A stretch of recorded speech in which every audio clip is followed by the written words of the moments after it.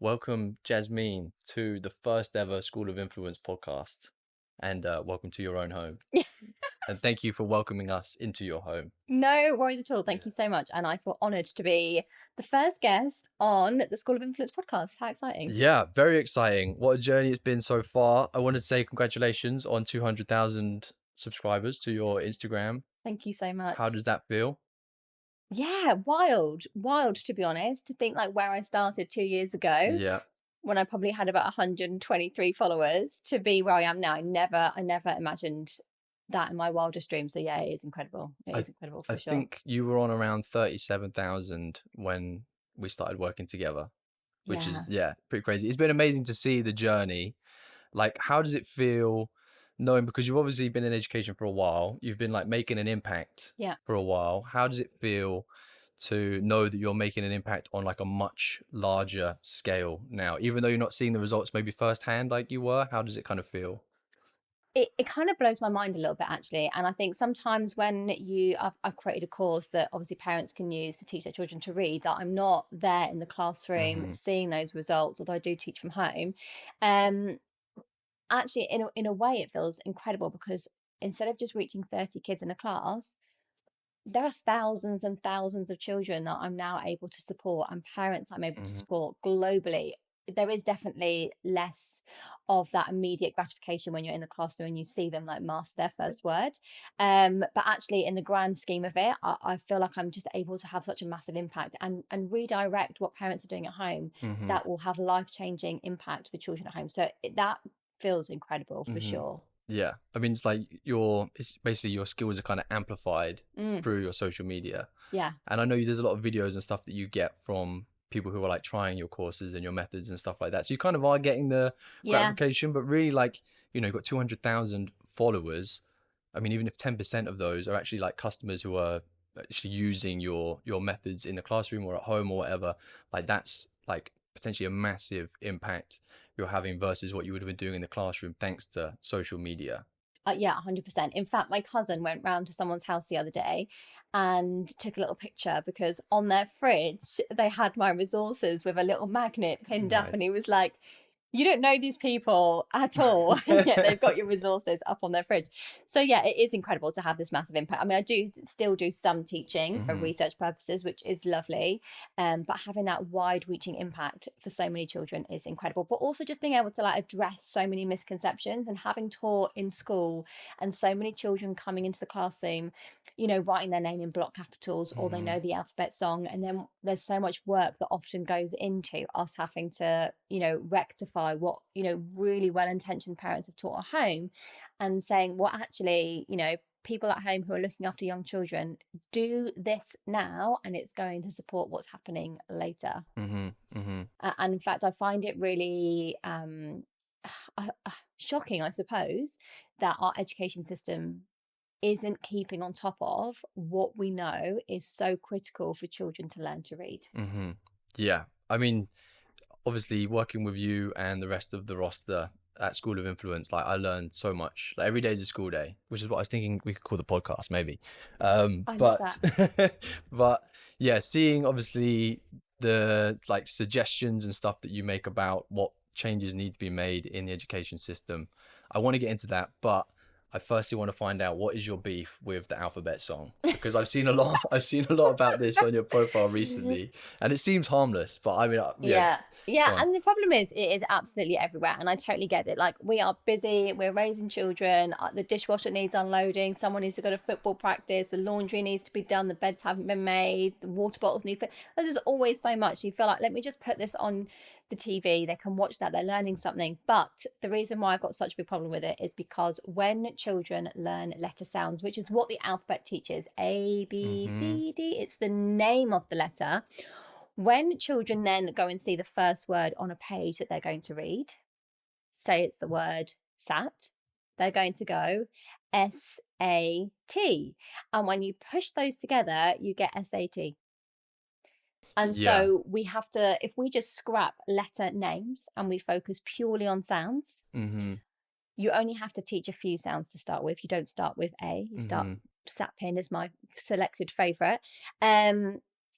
S, A, Yeah. sat. You can see how you get it. So what you do by teaching the sounds first is you fast track the reading process instead of being like, oh yeah, I know that does, it is S, but actually like we're going to just say it makes right now. And for young children, it's a bit overwhelming. As they move through the reading journey and they develop and understand more, we do talk about the fact that they have names and sounds for sure. But actually, in those early stages, when children are in a very critical development stage between the ages of 2 and 3, that's my favorite age to teach reading. Just focus on what's going to get you the results quickest, what's going to rewire that brain for success the quickest, what's going to get that child reading words the quickest, because you're establishing the foundation for reading. And once that's established, everything else can build on top of that. So what I'm trying to do is not waste time learning something which they then kind of have to park and then learn something different. It's like we'll learn that when it's developmentally appropriate in the reading journey. It's just pretty crazy for me still just to fathom that kids at the age of 2 and 3 years old can actually be reading the way that you obviously teach them. But to be honest, that's blown my mind as well, because I taught both of my children to read at 3. They were reading some words at 2, but mainly reading at 3. And the amount of videos that I have had come to me from parents who've taken my course, they've followed it, and I'm getting videos of 2-year-olds reading books, and it's kind of like, wow, this is incredible, but this isn't like just a few. This is so many children. And then what happens is those children are wired up then for reading, and when they're in school, they absolutely fly. We don't see reading struggles. And we know from lots of research the number one predictor of reading success is oral blending. So understanding that words are built up of units of sound. So that's knowing the word coat, for example. It's got k, o, t. It's got 3 sounds. Okay.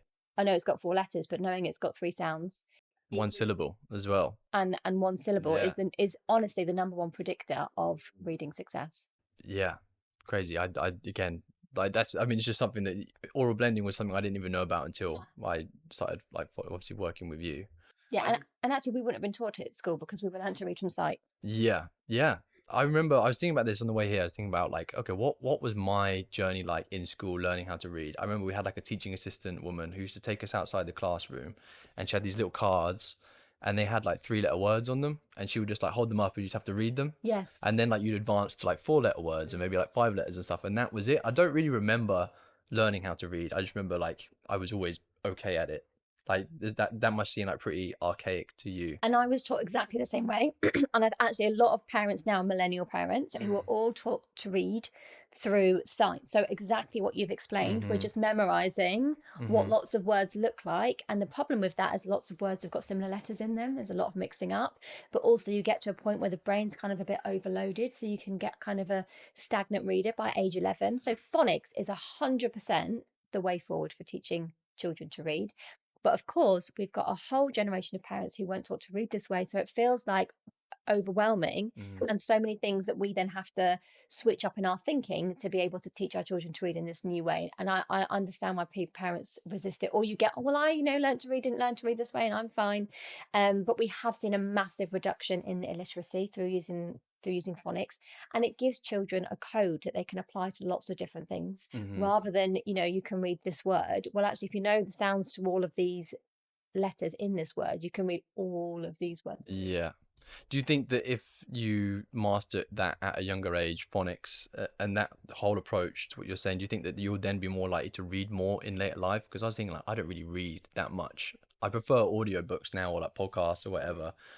And to be fair, I actually listen to a lot of audiobooks because I'm so busy. But I think it does help to develop a love of reading because you can enjoy it from a younger age. I think what happens is if we don't get reading right from a young age, this like negative emotion starts to creep in around reading. And so you resist the things that are difficult and challenging. That's human nature.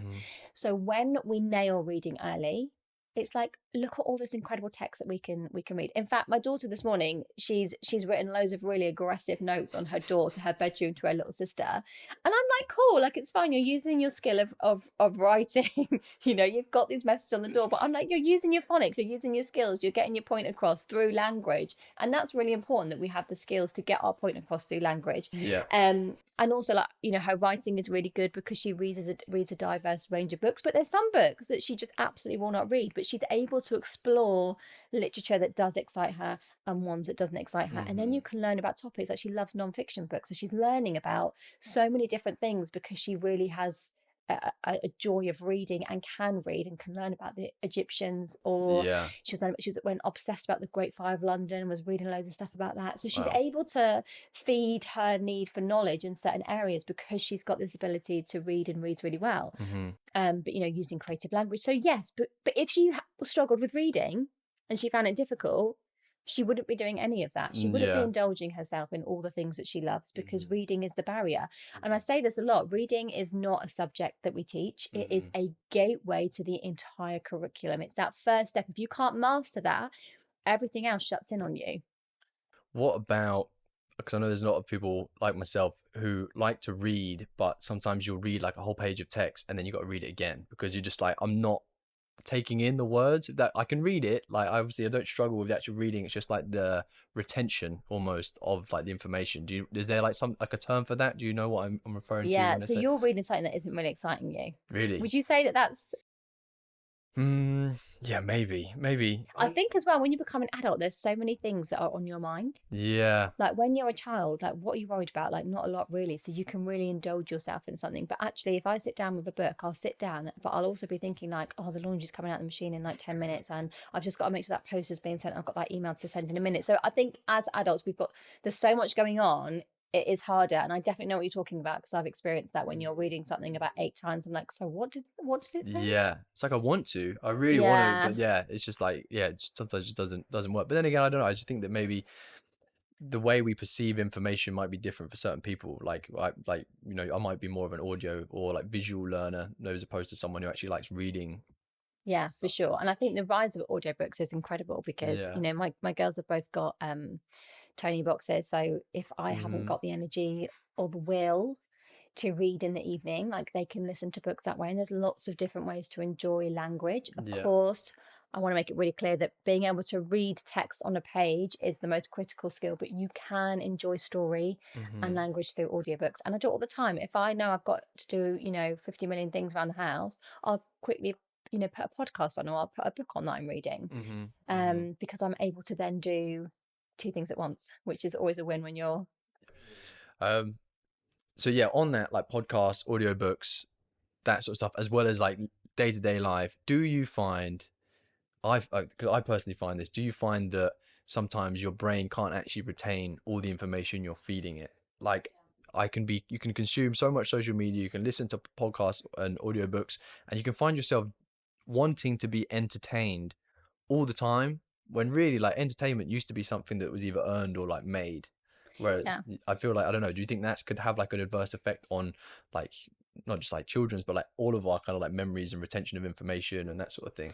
100%. I think that there's, a real conversation around social media, and I'll get sucked into that kind of doom scrolling, and it's one video after the other, and it's like, I wonder how much sleep I've lost because I've been doom scrolling. And it's like, what am I actually watching? What am I actually learning? And Hmm. so it kind of corrupts the brain, particularly for young children, because they're used to this like instant gratification, like the YouTube shorts that I'll see Hmm. children watching over and over. And so what happens is your brain is used to this like quite highly stimulating videos. And when you're then in a classroom, well, as a teacher, you can't replicate that same vibe. And so I think that definitely contributes to some of the behavior that we see in classroom, a lack of focus that we see in a classroom. It's definitely contributing to this new way that we're living, where we're consuming and we expect to be entertained all the time. Hmm. My kids will say to me, oh, I'm bored. I'm like, yeah, that's cool. Like some of the best ideas come out of boredom. Go and be Yeah. bored. And Yeah. so, like, it's the summer holidays now, and we've planned some fun stuff in, but there are very specific, large amounts of time where I'm like, you and your sister have got a whole house full of stuff. Go and find something to do, just like we would have done as 90s kids, right? Hmm. Hmm. And I think it's really important to give children the time to be bored, and so they can find things that they're good at, or create games or whatever it is they're doing, because it ignites the creative part of their brain, rather than them being like, okay, well, what next, what Yeah. next, and this kind of like expectation to be entertained, like, no, you are responsible for entertaining yourself. Hmm. I just think that when you are on your own being bored, like your brain is like most active, And I think that I've definitely started to try and reduce like my screen time, or even just like just enjoying like moments of silence, not having my even not having my headphones. Like I love music like all the time, but even not having like my headphones and walking down the street just to see what comes to me, and also to give my brain a bit of a chance to breathe as well, I think. So I think it's a bit of like a taboo subject for some people to talk about how like social media might be impacting attention spans of pupils, but I mean I personally believe it probably does Yeah, have like quite an 100%. adverse effect. Yeah, for sure. And like just having that stillness, like we know how good meditation is for the brain, Mhm, right? mhm. And having that time of just like switching off and being completely silent, I think is something that we're not doing enough of. And Yeah. our brain just does need that element of quiet and stillness. Mhm. I think it's really important, and we're just not really seeing that in this generation. Yeah, for sure. Where do you think it's gonna go? I mean, we're getting into the heavy topics already now, but where do you think it's gonna go in terms of like social media wise for like the next generation to come? If I'm honest, I think that parents are wising up. There's Okay. quite a big movement around parents not letting their kids have mobile phones in secondary school. And that's Mhm. something that is a concern for me. I've got two young children. I don't want them to have smartphones at secondary school. I also don't want my child to be, the odd kid that doesn't have a phone. So that fine line is really difficult. But there's a big, massive movement of lots of parents who are saying we are all collectively agreeing that we are not going to give our children mobile phones in school, Mhm. and so everyone's on the same page because it is corrupting. But also, like, some of the content that children have access to is not okay. Even if it's like, some model in a swimsuit and she's like really, really skinny, like those unhealthy body images that Mhm. we're seeing are, getting into the minds of our very young children and contribute to other like poor mental health. There's such a wider spanning problem with social media. Yes, Mhm. I think that there's so much good about it. Like my entire business is built on the back of Mhm. social media, and without it, I wouldn't have the business that I've got. But we have to be better at putting tighter controls in to protect. And actually, as adults, we need some skills as well. Being like, how do I train myself to not be so reliant on my own device? How Yeah. do I make sure that I'm like, right, it's this time in the evening now, my phone is going away, I'm not going to look at Mhm. it? Because do you ever get that thought where you're like, I was going to check it quickly, let me just quickly check Yeah, it? just And once more. yeah, and Yeah. then you're like lost for 10 minutes. I'm like, oh, I didn't need to do And the that. rest. Or Yeah. I'm like, I go on my phone to like message my mum or something, and then I've just opened Instagram up, and then I've like put the phone down, and then 2 hours later, mum's like, hello, and Yeah, I'm like, yeah, oh yeah, sorry, I yeah. completely forgot. It's like it has control over your mind. Basically, I was chatting to another guy in the same industry, in influencer marketing and content creation. He was saying that there's what's coming next is like AI basically making content that actually keeps you hooked. So it's like obviously at the moment we're addicted because we get the dopamine and we like watching what we like, but there's actually going to be something in the content, embedded in the content, which is going to be basically like hacking our minds to like keep us glued to the screen, which I think is like really terrifying, which is also why what you were saying, like parents and all of us have a duty of care for ourselves and the next generation to make sure Yeah. that we are able to draw the line.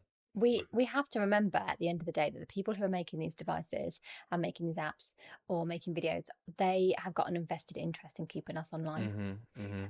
And it's, It's a they say that business. it is a Yeah. business. And so I remember watching a documentary about the people who were employees at Facebook, Mhm. and they would talk about the really terrifying tactics that they would use to keep people online, and how they were all saying they would not allow their children to have smartphones. And I Yeah. thought that is so telling, that the people who are making these devices are saying they wouldn't give them to their own children. Uh-huh. And so we have to take responsibility, and we have to, and the government really should step in harder here about protecting everybody from the doom scrolling. Yeah, well, I mean, this is it. It's a duty of care that they have, but they're probably not going to act on it the same way. Like, why is alcohol legal? Why is tobacco legal? Why is vaping legal? All these things which are definitely bad for all of us, they're still so accessible. And the same with Yes. social media, really. But yeah, I just think about like how overexposed we are to it and how accessible all that sort of stuff is, when even like 20 years ago, even when we were growing up, like you'd look forward to getting home and watching TV, but you'd Yeah. watch it for like an hour, 2 hours or whatever. And not only that, you had to be sat in front of it. You couldn't go somewhere else and have it on the go, having all your media on the go with you. Like, I don't know, I feel very blessed to have been in that Yeah. that era where we've got like analog and digital, you Yeah. know, and kind of to have grown up with it and now somehow find ourselves addicted to it one way or Yeah. another. But And also, like, when we watched TV as kids, there would be that time after school where they would have kids programs on, and then yeah, it would stop. yeah. Or like I would get up on a Saturday morning and I'd go and watch like Live and Kicking or Oh yeah, SMTV yeah. Live for, 2 hours on a Saturday morning, and then Uh-huh. that would be it. And then, you'd get on with your day because there was nothing on the 5 channels that we had Mm-hmm. available. Mm-hmm. The other day we were watching live TV and my daughter was like, "Oh, can you skip the ads?" I'm like, "No, no, you can't skip Really? the ads." Just waiting for that button to She come just up on like, the but I screen. could see her like Yeah, edginess and yeah. like, because normally if she's watching something or whatever, she knows exactly how to press the button to skip it, and you could see that. And I'm like, what? I've got to waste my time watching Uh-huh. this. I'm like, yeah, that's. Yeah. You'd have to go and run and make like, you'd go get your snacks out the fridge. Okay, the ad's coming. Quick, Yeah, go to the got time, toilet, got get time. your snacks, and then run Yeah. back in time to watch it. Those are the days. Yeah, amazing. That goes to show also the power of like TV advertising now is just kind of like, yeah, out the window, really. Yes, Yeah. 100%. Yeah. Okay, let's go back to what was it that kind of like inspired you to want to go into education? So my mum's a teacher. Okay. And so, to be honest with you, growing up, I always thought that I would never be a teacher because Mm-hmm. I would see the piles of books that she would bring home and the marking, and I was like, absolutely not for me. But actually, I was working in retail and kind of got to a point. Well, actually, let me go back to the beginning. Yeah, I was Let gonna me go. say, Let yeah. me go right to the start and Okay. come back to this point. I didn't think education was for me. So when I was 8 years old, and this is something that I'm only really just starting to talk about on social media because I've carried a lot of shame around it and embarrassment about it. But actually, I feel like it's the reason why I do what I do. So at 8 years old, I was diagnosed with dyslexia. And that probably comes as a shock because I've created a course that teaches people to read. Hot The scoop. irony is not lost on me there. But actually, I had struggled. So I wasn't diagnosed till I was 8. I was in year 3. I'd had 3 years of school of struggling, and my mum, she knew something was amiss. So she fought really hard. The school were like not really having any of it, and there was no money to pay for me to have an assessment. So my mum, like a single mum on her own, scraped the pennies together. I think it was about £250, which was a lot of money, particularly just thinking about how long ago it was. And got this diagnosis, and there it was in black and white. Yes, she's dyslexic and she needs all the support. And so I'd already kind of decided that I wasn't really very clever. I wasn't really like, academics weren't really for me. Had something happened that had made you come to that decision? Obviously, like being told you're dyslexic, I imagine at that age, like, don't really know what that word means. No, Like what led you to think that you weren't clever in the first I place? I think it was lots of things that happened. But actually, when you're in a class of 30, I remember actually the tables at school Mm-hmm. were A, B, C, D, E. I'm like, come on, guys, at least make it a little bit more challenging. I mean, nowadays it's like squirrels and hedgehogs and whatever have you. I still think that children acutely know where they sit in that class of 30, because I know that those group of children over there, they're given the harder work because Oh. they're doing the red level worksheets, and I've been given the green level worksheets to do. And so I know that they can do things that I can't do. So you were in a different category, and that was specifically for like the people who were supposedly like struggling, I guess. Yeah. 100%. And then other things that would happen was, once I had that diagnosis, is that I was taken out of art lessons Mm-hmm. and history lessons and all the stuff that I really loved and was really good at, to go and have more lessons in English. I loved my teacher who would take me out. She was honestly the loveliest teacher ever. Mm-hmm. But every time I was called out, I felt embarrassed. I felt quite ashamed, and like everyone, like you kind of felt like these eyes were burning into you, like, oh, it's the Mm. stupid kid going out to have extra support because she can't really understand what the rest of us can understand. So you get this little sort of like little sticky label that's attached to you every time that happens to you. And so over time, I think that erodes and dents your self-confidence. And then I still wasn't really doing as well as I felt like I should do in the classroom. I was putting all this effort in and having all this extra support, and still wasn't getting what I wasn't fixing the problem. Mm-hmm. And so that continued through most of school, and then I went to secondary school, and Hold on, just before we yeah, move go on on. from there. Firstly, what does the diagnosis like process look like for you when you went in and actually had the test? So you go and see an educational psychologist, and they do lots of different tests on you. They'll test things like your memory, like word recognition, Mm-hmm. in a timed frame. They'll do lots of different tests on you to test different things So like, this is what you went and had at 8 years yeah, old. You went to a yeah. facility or something to do this, or is this Do, in the do you school know what? or? I if actually you can't remember. remember. I'm pretty sure they came to us. Okay. Um, Because that's quite a daunting process, I imagine, for yeah, for a sure. kid. It is Yeah. daunting. It is really daunting. But I've been assessed 3 times now.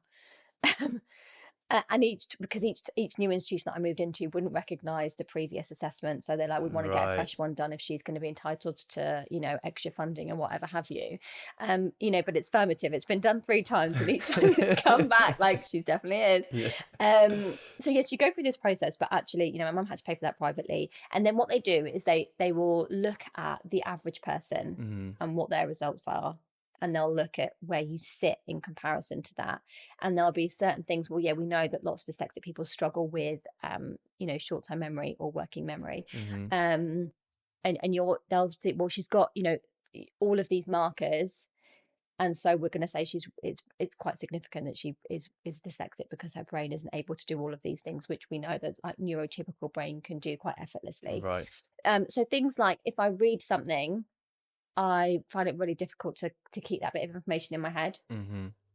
Or sometimes I'll be reading something, I've got 2 computers set up, and I'm reading something on this screen, and then I'm like, right, yeah, okay, that's really, want to take that bit of research and put it over here, and I'll get to here and I'll be like, oh, what was that again? And then I'll look over and then I'm like, oh, well, where was that bit on the screen again? And then I'm like doing this over and over again. I can't remember what my house keys are. Like, I lose things really frequently. I would say that my brain is quite chaotic with ideas all the time, so I have to be really clear at like putting things on a piece of paper. But this assessment gives you an insight into your brain and how you think, and it allows the school or the educational setting or parents at home to be like, right, these are some of the things that we can do to support, because these are the areas that I suppose are deficient. Yeah. What is lacking, and what I think is really important, is something like dyslexia is, well, hang on a minute, can we also have a part of the test which showcases all the things that I'm really good at in comparison to a neurotypical brain? Because I spent most of my school life and a large portion of my adulthood thinking that I wasn't very capable, and then had this moment where I realized actually there's lots of things that I'm really good at, and being able to be celebrated for the things that you can do that other people can't, Yeah. and there's not enough on that. So when you went through that at school, were you the only person in your class who'd actually had the diagnosis, or was there other people who you thought might have been like, also Yeah, neurodiverse or for dyslexic? sure. Yeah, for sure. Because you were in a group of people, so you knew you were on a table of people. Mm. Not everyone had a diagnosis. In Mm-hmm. fact, I would say not enough children had the diagnosis. But also, it's not something that you talk about with your friends. It's not like, oh, guys, I've got a diagnosis for dyslexia. It's something that you try to keep really quiet. Yeah, But you would yeah. know, because like, oh, these kids are all struggling like I'm struggling, so that's why we're all here together. And that is the education system. But what I think that we as teachers should be doing in classes, like, do you know what, our education system is set up to celebrate those who can read and write and do maths really effortlessly, and we've got no problem with bringing those kids up to the front of the class and saying, oh my gosh, look at this beautiful piece of writing that so and so did. But what about like, all right, okay, so we've got sports day coming up, and little Tommy over there is so fast. Can you, like, you're so brilliant at this, can you come to the class and Yeah. train everybody up on like what do you think are your best techniques for running? Uh-huh. Or I don't know, Alyssa over there, you're really good at drawing, like you're incredible, like we're having an art lesson now, can you come and like teach the class? So as teachers, we have to be really intuitive and spot the talent and give those children their moments to shine, because we always give kids the opportunity to shine who do, and because we do a lot of more maths, we do a lot more English Yeah. in the classroom. And so it's so important that we celebrate it, or finding that one sentence in that child's work who's dyslexic that's absolutely brilliant, and being like, oh, this is incredible, like you need to come and tell the class about this. Yeah. And giving them those moments to feed their self-esteem, because we have to make sure that self-esteem is good for anybody to achieve anything. Like mindset is so important and critical for anything that we choose to do in life, neurodivergent or not. Yeah. And it's almost like that if you have that diagnosis, or if you have a condition which doesn't align with the system, you're not able to then play to your strengths. It's not tweaked for you. It's a one size fits all, which is like archaic, It I is mean, it's, archaic. yeah, it's not, even when I watched some of that show Adolescence, obviously was like massive, like all over social media as well, show on Netflix. And just watching how the like how they depicted the school, it was like, wow, this hasn't changed at all since I was there. And I started looking at it, I was thinking like, this weirdly looks like a prison. Like the school looks like a prison, like the hard court, like Doesn't it? the Yeah. yeah, the doll rooms, that sort of stuff. I was like, wow, this is, I don't know, it just needs some new, like fresh energy and ideas and stuff, I think, in it, which is also what I'm learning so much about from working with people like yourself and everyone else at School of Influence. Um, but yeah, so okay, so you had the diagnosis, you then went through primary school, and then you went to a secondary school, and was there anything changed for you there, or how was it? I was very, very good at being very well behaved and being very quiet. Okay. So I learned to make myself invisible because I didn't want any attention on me that I couldn't do something. And so if that meant that I'm copying what this person's doing over there, that's what I'm going to do. Was this because, so I mean, it sounds like there was like a lack of confidence here. Was this lack of confidence in your like academic ability, or just like confidence in general? And do you think that stemmed from just teachers telling you, oh, you're wrong, you can't do this, that, and the other? Or do you think it was just because, was there other sort of like I think impacting a sort of lot of things factors? come together. So I think the self-esteem and finding things difficult are very intertwined. I think I lacked self-confidence because I couldn't do things. I also come from like a single parent family, and so I think that you carry some shame around that, particularly coming from like an Asian background, where like at that period of time, like I didn't really know anybody who was brown and didn't have a dad, and Right. so I had that element of shame. I was struggling in school. I felt the shame. I didn't have a lot of self-confidence because I couldn't do things. I didn't really want to speak out and say that I couldn't do something because I didn't want it to be like, oh, Jasmeen can't get anything again. I was very like just wanted to hide and not be noticed. Um, and so there's lots of things that have come together, but also the way our school system is set up in the fact that we're celebrating things like maths and English all the Mm-hmm. time, and Mm-hmm. I never felt celebrated. And so that dents your self-esteem. The fact that I was taken out and had support classes, that dented my self-esteem. And that's supposed to be the one thing that's trying to help, but actually yes, it was helping and teaching me, but also I carried a lot of shame at being called out of the class. Mm. And Being so, isolated almost. yeah, so by secondary school, I was really good at just being really quiet and finding ways of muddling through and not causing too much attention to myself. And I massively underachieved at secondary school, because of all of those reasons. And nobody really noticed that I was just hiding in the background. Mm-hmm. Um, and what makes me sad is that there's going to be so many children who are feeling that right now, and I wonder and I think like what would have happened if I had never realized that I'm actually really capable. Mm. I'm not wired to learn in the way that you're teaching me. It's not me that is the issue. It's the system that is making it an issue for me. And so we have to shift the direction that we teach children and not be, you don't fit into this box, so therefore you must not be very clever. Mm-hmm. Or Mm-hmm. I think actually if any of my school teachers are watching or would see what been doing now, I think they'd be really shocked. Yeah. If they had to put a bet on it, when we were at school, which child was, going to run a big, massive business online, it wouldn't be me. Well, I mean, like congratulations and like fair play to you, because you have achieved so much, and it is very inspiring, like what you do, and it is just testament to the fact that these labels, whilst obviously it probably does have a psychological impact, it's not to let that label restrict you and make you think that you can't go on to do great things Yeah, and be very successful, because you're the proof that you yeah. can really. And So actually, I think my brain is wired up in a way that allows me to be successful. hmm. I remember, I left school, I went to university, I did a textiles degree, and then I worked in retail. So, Can you tell us where, or? yeah, I worked in Hollister Oh, okay, yeah. Oh, well, yeah, we've had this conversation in Southampton, is it in in? Southampton. Yeah, so I worked there part time when I was doing my degree actually, and then when I graduated, they were like, I'll come onto the management team. So I was like, cool, amazing. I was 21, fresh out of uni. I was on their manager and training process. And then by 23, I was, running these massive stores with like hundreds of people. And I was traveling the country and the globe and being sent to like these amazing places and being put up in these incredible hotels. Is Hollister the one where they have like the topless people in the shop? Yeah. Yeah, that must have been an interesting experience. So it was actually some of my favorite. Yeah, the company is quite toxic. I'm not going to Right, lie to you. right. There's been lots of scandals that have come out about it Oh since, and yeah, I yeah. look back and I think that actually there's a lot of things they were doing that was really outrageous. They would have a list of the top 10 best looking girls, What, who worked there? Yeah, a list of the top 10 best looking guys with their photo and their name in this like little sheet. Every store had one, and they would be the people that would be scheduled for the most amount of shifts. And was it just labeled as like hottest people in the store, It was or called the cast of.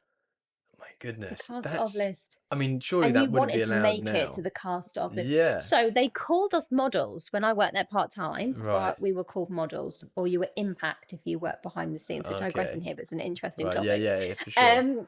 So they were called impact, and models were on the shop floor, and there was a little bit of a, if you're a model, you're obviously better looking, and if you're upstairs, and and so if you were on the cast of list, and you should always be at the front of the store. Okay. And if you weren't on it, you were towards the back of the store when you were on shift. So there was a lot of like internal competition. There's a lot of toxic things that went on. You'd be doing sit-ups in your break. People would be on like weight loss tablets. Yeah. God, the Really, Ozempic would be rife oh my now. gosh. Yeah.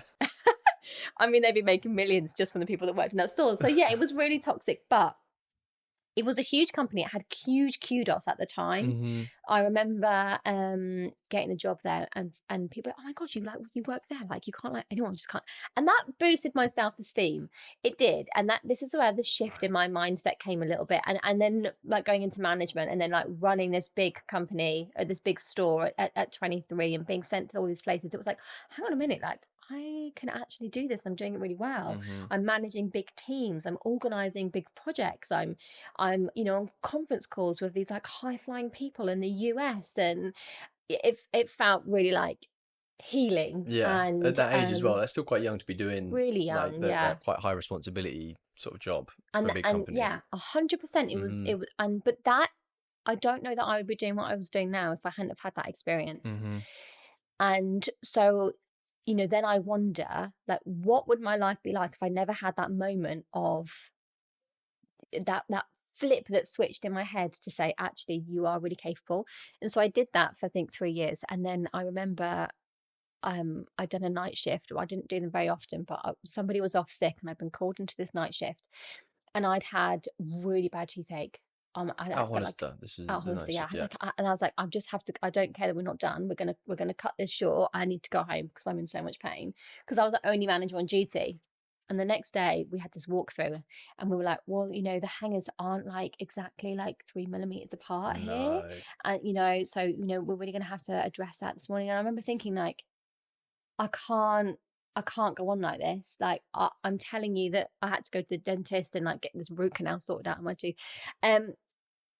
Like, I can't, this is not that important. I remember having this moment, like, I think within like maybe 2 or 3 weeks I handed my notice in. Actually, no, I didn't. What I did was I made the decision that I was going to apply to uni to go and do my postgraduate, so do my teaching degree. So I quietly was applying behind the scenes, but kept working. And then to get into teacher training college, I had to pass a maths and an English test, and I had to have an interview, and you've got to go through the whole application process. So I went and had the interview, and then I had to go and sit this maths paper and this English paper.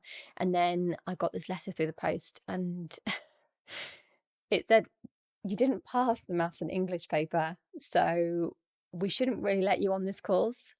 But we absolutely loved your interview. Really? So if you promise us that you are going to work really hard to pass this maths and English test, we're going to offer you a place anyway. Nice. See, the humanity prevailed there. It did. Yeah, exactly. They That's saw what you something, need. Yeah. and they gave me a chance, and I'm internally, so grateful for that, and it not being like a black and white computer says, no, you didn't pass this, so you can't come in. And I did. I took, and also if you don't pass those tests, you don't get your qualified teacher status. So it's kind of a big deal.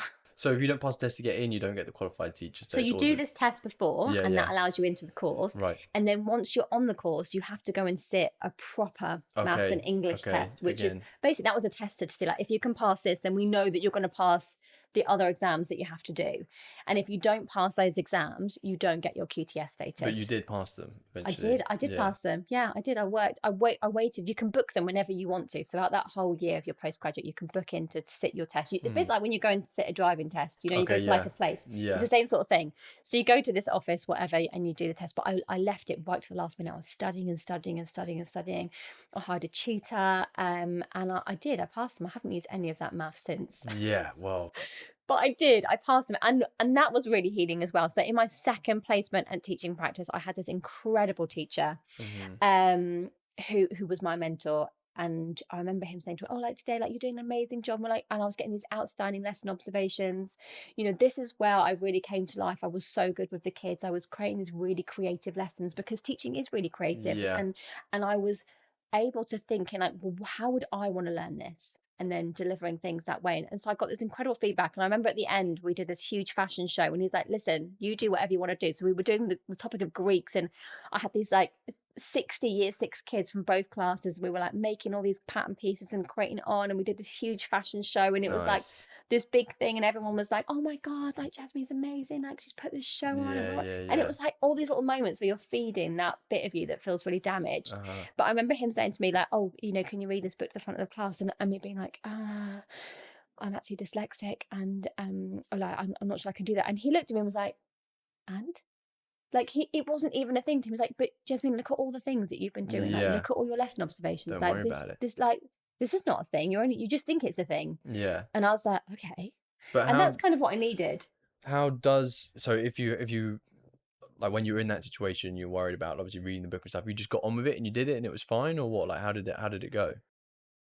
So I wouldn't get children to do this in a class, by the Okay. way, if any Okay. teachers are are listening. Having to read in front of a class when you find that really difficult is absolutely mortifying. But I did. I just kind of like got out of my own head and was like, "You can read, Jasmine. Mm. So just read." I don't know that I knew what I was reading, but I was just really heavily focused on reading each word. Mm-hmm. And I just was going to read a page, and I did it. And I was like, "Okay, yeah, I did it. It wasn't as bad as I thought that was going to be. Like, it's okay. Like, I can read. I don't think I took in any of what I was reading, but I did. I read it. And I think him making like a not a big deal out of it made that so much easier for Yeah. me. Um, Obviously it was a child's book. It's not something that's really like text heavy. If it's something a bit more text heavy, it would have been difficult. Like Mm-hmm. things like using a yellow overlay is incredibly helpful for me. Really. So yeah, different dyslexic people often we have visual strain.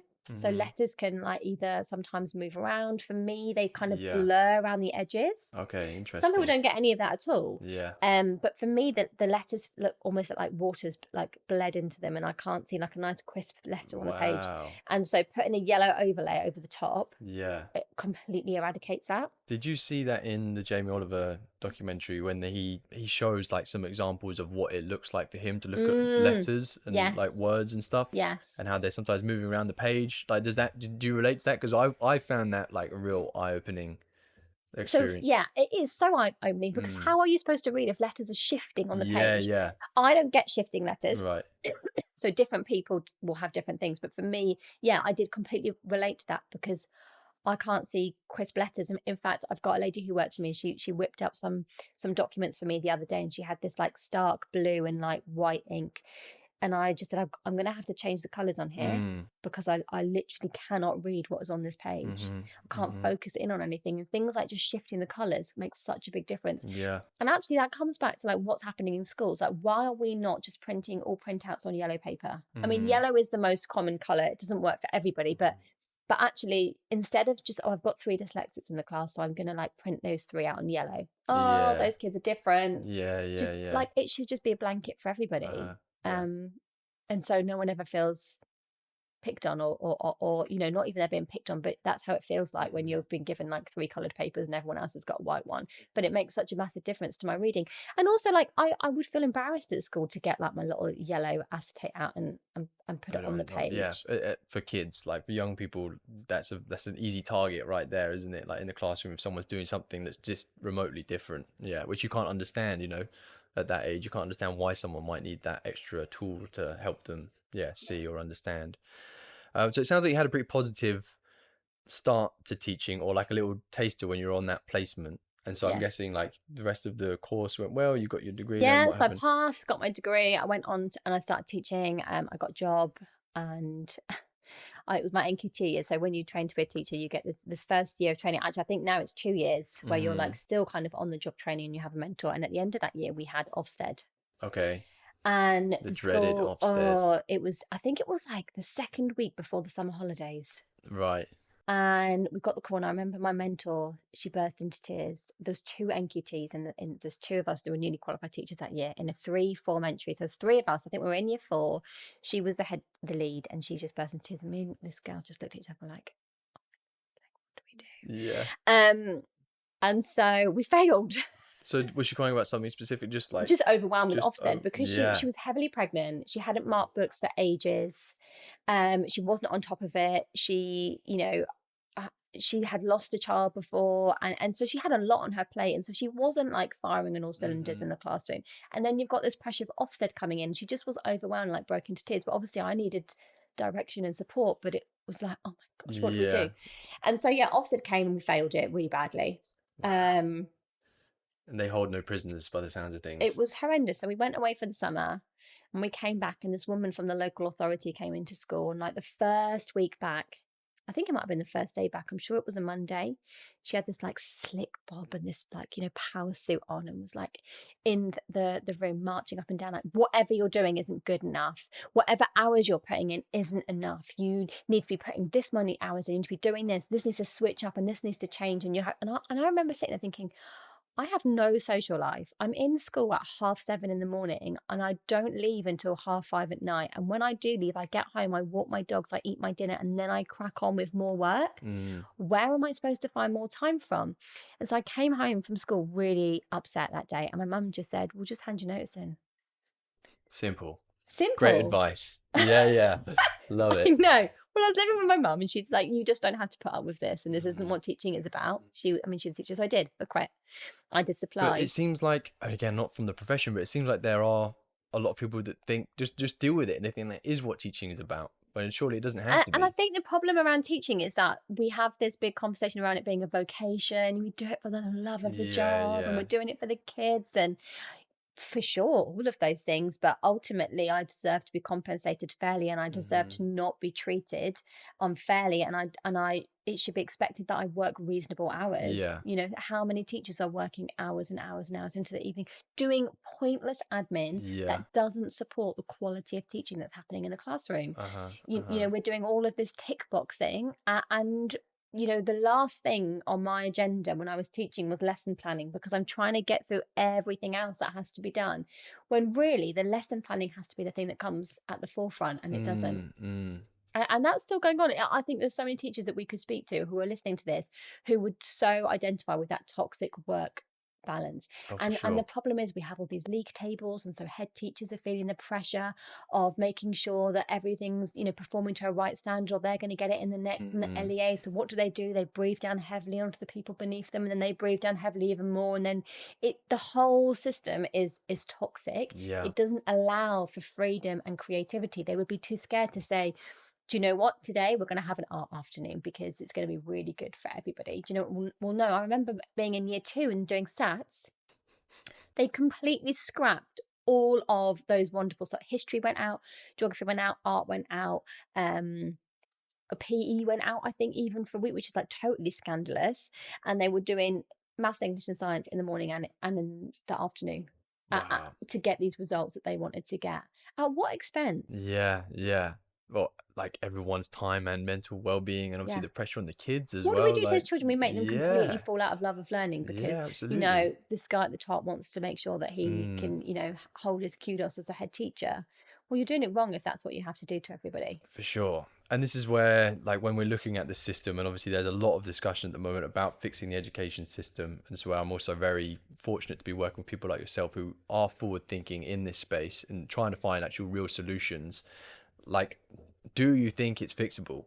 Because I think there's a lot of systems in place in this country and probably in the world that like are just so old, and they've been running for so long. It's almost like there's not a way you can just like, patch it up here and there. It's almost like the whole thing needs to be gutted and started from scratch. And I think that the problem with our education system is that it's not actually scaling people up for the world that we're living in now. Yeah. And things are moving so rapidly. And I think you're absolutely right that the whole thing needs to be kind of ripped out and started again. I think we need to have a play-based curriculum all the way up until the Mm-hmm. end of year 2 at least. Mm-hmm. There's so much, and when I say that, I don't mean like free play. It's like really carefully crafted. So for example, like at the moment we do guided reading in schools, and we're sat down and we get the books out, and everyone's reading it, and we go around in a turn, and then we answer loads of questions, and you write it in the book, and oh gosh, you just want to fall asleep. Instead, you can build in things like, right, guys, today you could have one table where you've got a bracelet that everyone has to make, and your bracelet has to look a certain way, and if you followed the instructions, I'll know that your bracelet is right, because you'll come to me and I'll be like, yep, you've done yours properly Yeah. because you've read the instructions. Or you can do things like you can create a cake in the classroom with a few ingredients, a Mm-hmm. balanced cake, and if you've read the instructions, I know that you've done that properly. Or you've got to build a Lego statue, and if you've read the instructions, I know that you've built that correctly. Yeah, yeah. Or you're going to draw a picture based on the text that you've just read, Mm-hmm. and if this is correct, I know that. So there's so many ways to build in a love of learning For sure. without having to be like, sit down, listen to me, Yeah. I'm saying this. My audio processing skills are so horrendous. If someone is telling me to do something, if someone tells me their name I can never remember. Yeah, I'm yeah. like, oh, they've told me like 8 times, and they're like, oh, Jasmeen, so great to see you. And I'm like, I'm Lewis, for the way, yeah. just so you know. Thanks. And so being talked at and then having to reproduce is not something that works for me, and it's not something that works for so many children. So the whole thing has to be reformed, and we need to look at countries like Scandinavia. Yeah. They've got a lot less poverty than we've got in this Mm-hmm. country, and that's Mm-hmm. important to know. But actually I get a lot of abuse online for this, actually, because people will say to me, well, you're teaching 2-year-olds to read, but look at Scandinavia, they don't teach them to read till they're 7. Not true. Right. So there's a massive misconception about that system, and actually they have really highly trained staff in their nurseries and their preschools who build in critical foundational reading skills, manipulations of sounds. And so by the time that those children start formal school, which basically means it changes to sit down at a table, doesn't mean they haven't been doing schooling before that. It just looks very different. And I think in the, when we drop our children off to nurseries and preschools, it can kind of feel a bit like babysitting rather than them doing like critical learning. Whereas in Scandinavia, they're doing critical learning, but in a really play-based way. Yes, they definitely have elements of free play, but they're getting it right. And that's how our system needs to look. Yeah. And once you overhaul it and everybody is firing on the same page, like you've got a system that works. There's been lots of examples where schools have trialed it in this country, and they've talked to parents and teachers and children before, and they've interviewed them afterwards, and we've seen results always go up. Pupil engagement goes up, people's love of learning goes up, parents have really positive things to say about, okay, this is actually, my child is so much happier at school. Teachers like, oh my gosh, I love teaching so much more in this way. But I feel like, is there a fear of moving towards this system? It's like, we don't want to change what's always been this way. I don't know why we've got that, but all the neuroscience, all the research, we know what is working, and I don't know why we're not doing it. And there's so many children in our system who have got, additional needs, who are really struggling in our system because it's a computer says no. If you can't fit into this box, there's something wrong with you. Rather than, I need to switch up what we're doing because you need this. Yeah. And I think it's having catastrophic effects.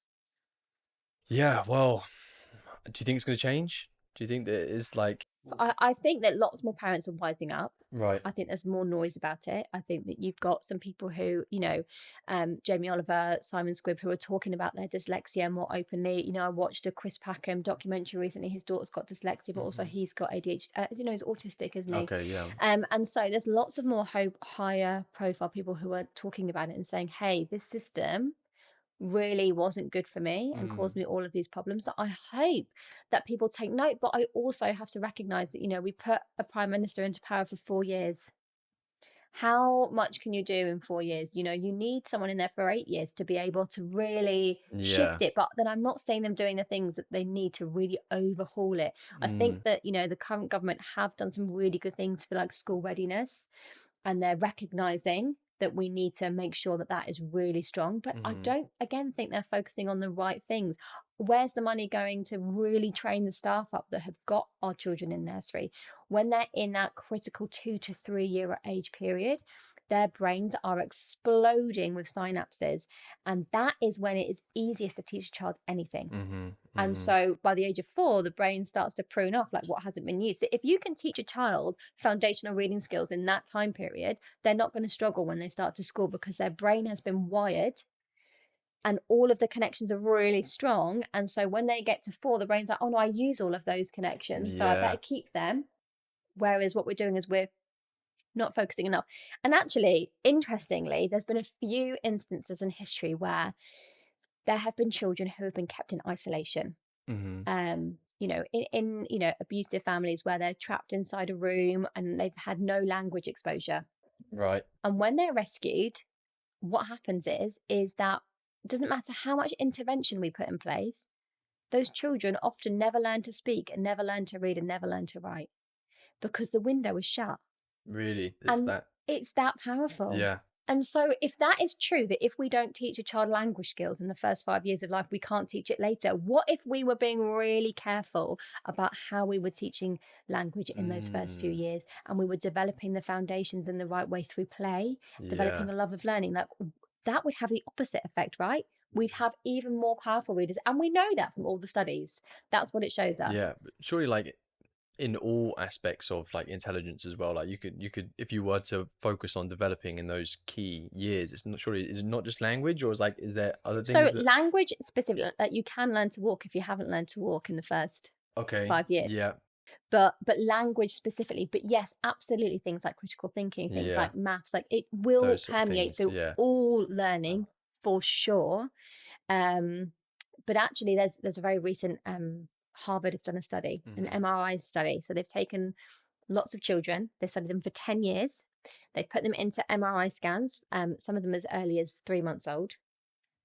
And so where we previously thought that children's brains start wiring up for reading at age 5, 6, what we're now seeing is that at 18 months old, the wiring for reading get them in the garden.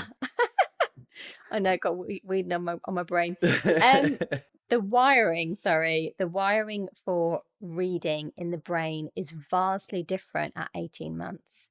And so some children's brains are so much more primed for reading than others. So when children start school at 5, they are not starting from the same place at all. They are starting from very different points. And so that's why we're seeing such disparity in what's happening in the classroom, even though they're all getting the same, input. It's actually what's happening here, and what they've discovered is that the reading part of the brain is actually developing most likely when we're pregnant with those children. Really? Wow. What do you think about things like nutrition and stuff like that on the development of the mind? So yeah, I feel quite let down, I think, by the nutrition in this country. Like with it, like sugar is so readily available. It's like ready as meals. soon as you walk into a shop, like everything that is like being pushed in your face is all the unhealthy stuff, really, isn't it? And I think once you've had children, you realize how bad that is, because everything's at their eye level. So you go to the supermarket and then you're getting tugged on because, oh, I want this lolly and I want this sweet and I want this and I want that. And it corrupts our brain. We know that it hooks us. And so, countries like Japan are like getting rid of like ultra processed foods. And, we talk about, the rise in obesity and all these other kind of conditions. Well, like fix the problem. Like, just stop selling this rubbish, or like keep it hidden. It's just so readily available, and it's completely corrupting our minds. I cannot cope if I haven't had some chocolate at the end of the day. Why is it like that? Is that like something you actually do? That's what I do every night. If I don't have chocolate in the house, I'm really like edgy. And like, why is it that I'll never overdose on a bowl of broccoli? But I could easily eat like 4 bars of chocolate and that's totally fine. And I'm never sat there thinking, oh, I'm just desperate for like some broccoli right now. Like, give me a carrot, please. Never.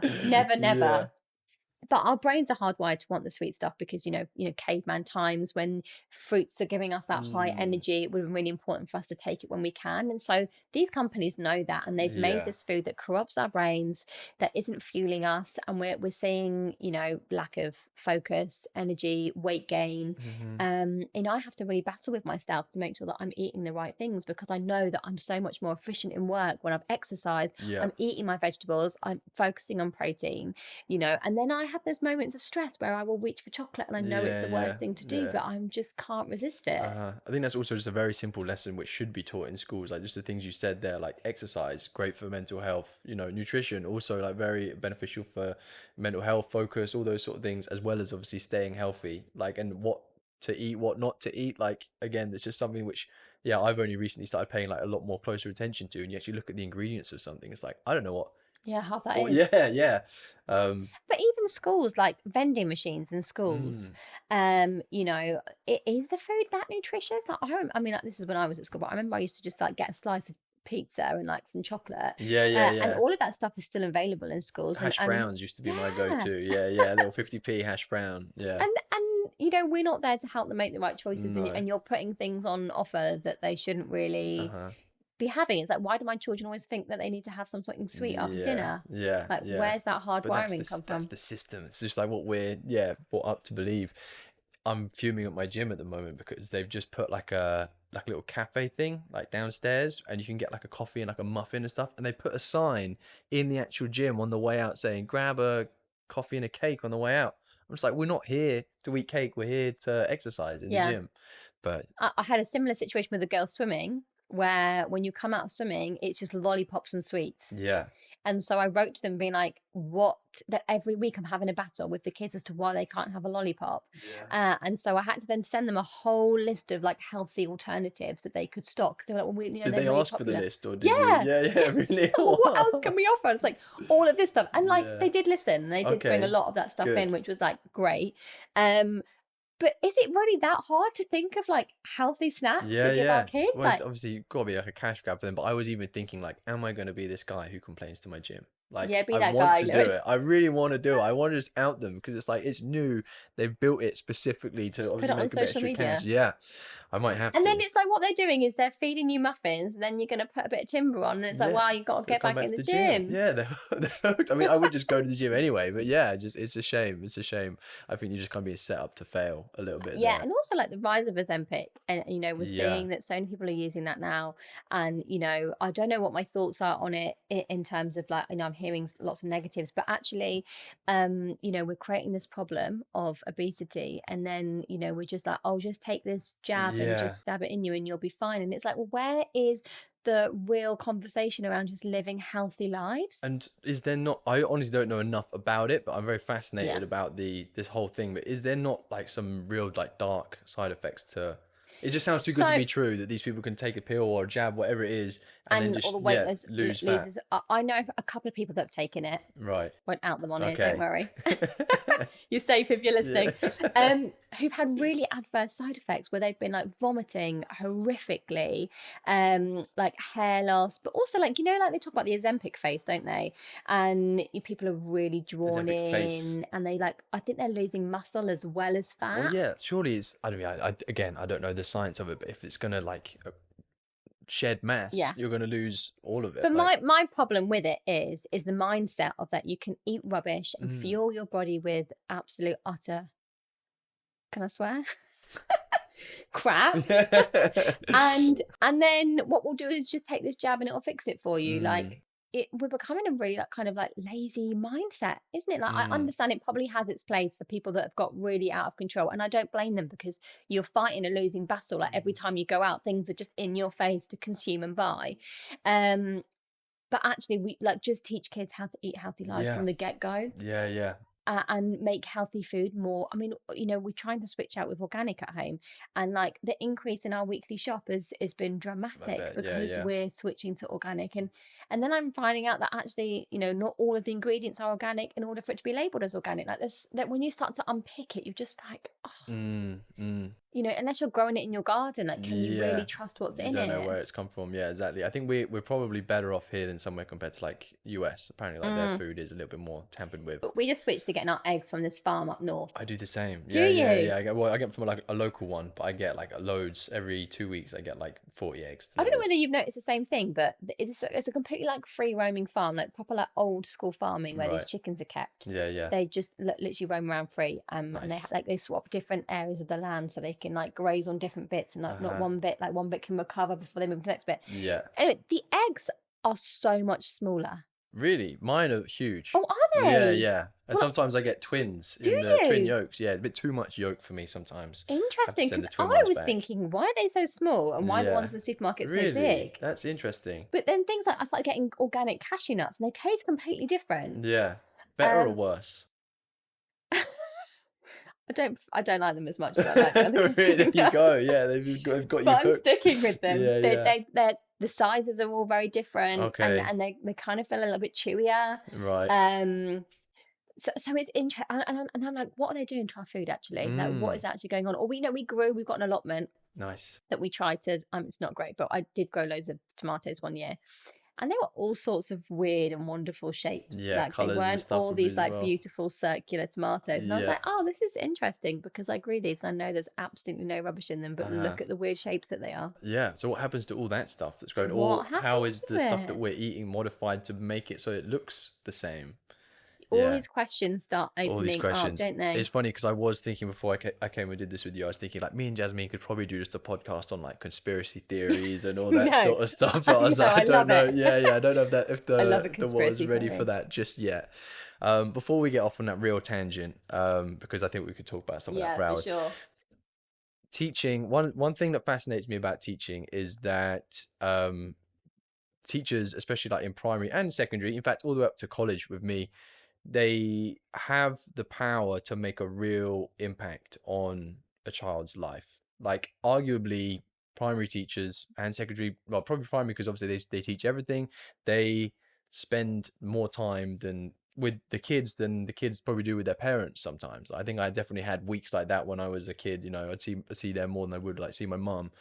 And when you're in that early kind of like development stage, like they can say something which will a kid could remember forever, and it could like potentially impact their life decisions and their confidence in a Yeah, positive or negative way. yeah.